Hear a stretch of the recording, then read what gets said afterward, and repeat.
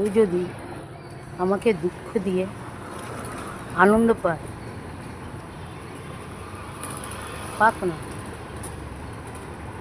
এটা তার কর্ম। কেউ যদি আমাকে কাঁদিয়ে আমার সমস্ত কিছু ছিনিয়ে নিয়ে শান্তি পায়, পাক না, এটাও তার কর্ম। কেউ যদি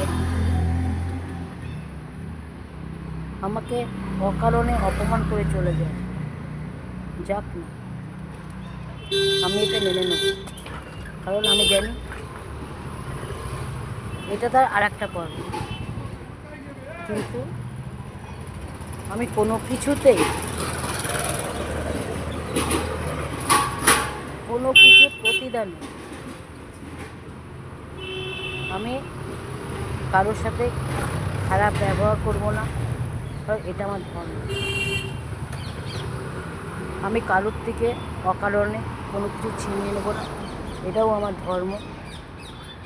কাউকে আমি কাঁদাবো না, কারণ দুঃখ দেবো না, এটাও আমার পারিবারিক শিক্ষা এবং এটাও আমার একটা ধর্ম।